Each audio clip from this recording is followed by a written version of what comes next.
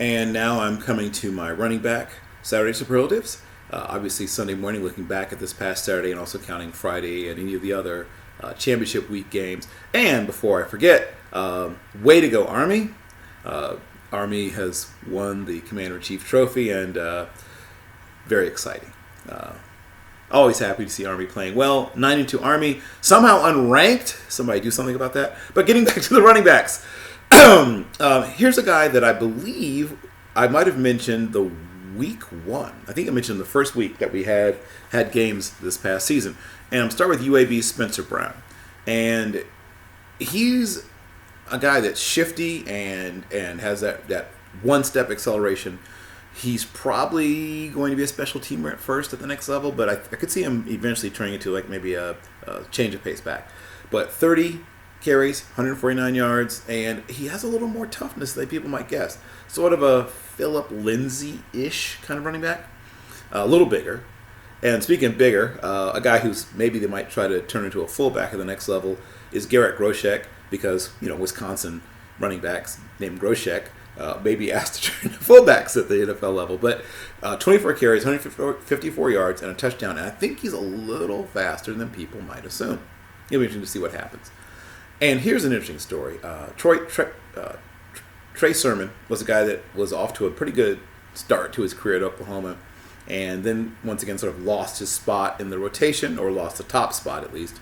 Decided to move on to Ohio State, and then his Ohio State career didn't quite play out like he was hoping, but it all has worked out, I guess, as of now. He now holds records for the Big Ten Championship game and school records for one game rushing, breaking records that were held by people like Ezekiel Elliott and people like Eddie George, so not too shabby.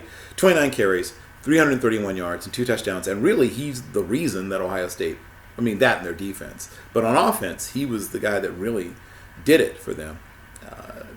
And speaking of sort of chalk running backs from big-time programs, Travis Etienne. And he's been quiet-ish this season, and I think some of that's because they've been trying to make sure he doesn't get pounded down too much. I think they realize that they want to use him, obviously, later in the year, sort of like load management. And quite frankly, they haven't needed him that much. But when they do need him, he's there. Only 10 carries, but only needed 10. 124 yards. And he also had 3 catches for 12 yards. And he's a good receiver. But not as good a receiver as Najee Harris. My comparison for a while for Najee Harris has been Steven Jackson. And he is a complete running back. He can do everything. 31 carries, 178 yards, and 2 touchdowns. Rushing, he had 3 receiving touchdowns for a total of 5. 67 receiving yards. Just a boss. Like, what term do you want to use? He's a boss. I don't know what more you could ask for from a running back. He's not my running back 1, but it's only because there's so many good running backs. But he could. And they're all close together. He could be running back 2, running back 3, running back 1. It all depends on what you want in a running back. But he's going to go in the first round, and he may be the first running back selected. I wouldn't be shocked if he was. If he tests well, he probably will be the first running back selected. Here's a guy who will not be the first running back selected, but he really impressed me, was Detrick Mills. And Nebraska has struggled offensively this year. I don't think I'm telling anyone, and defensively as well also, anything they don't know when I say that, but he really had a sort of a bright spot performance. 191 yards on 25 carries. He also chipped in the passing game. He had 6 catches for 45 yards. Most impressive player on offense for Nebraska to me by far. And it's sort of like where have you been? Like, I've seen him play before, but he didn't even always look like the best running back in Nebraska before. But he was the best player on offense for them in this game against Rutgers.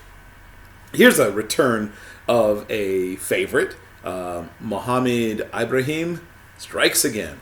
Not spectacular, not super fun if you like, guys that are going to make a bunch of people miss and that kind of, no. He's a one-cut-and-go guy with some toughness, and he can definitely pull through. He has that lower body strength. He's a 4.2 yards per carry guy in college. He'll be a 3.9 yards per carry guy in the NFL. But there's a spot for guys like him.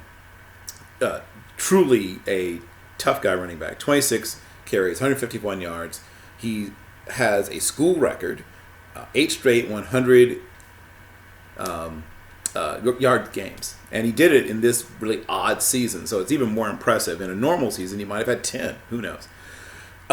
Here's another guy who sort of, from out of the blue, a senior at UCLA who, has been sort of in and out of, I don't know, maybe not the doghouse, but, various spots in the running back rotation at UCLA. Britton Brown, he looked better than I've ever seen him look before. I won't say he came out of nowhere, but he came out of somewhere. But he looked good. 29 carries, 219 yards. Like, I never saw this coming.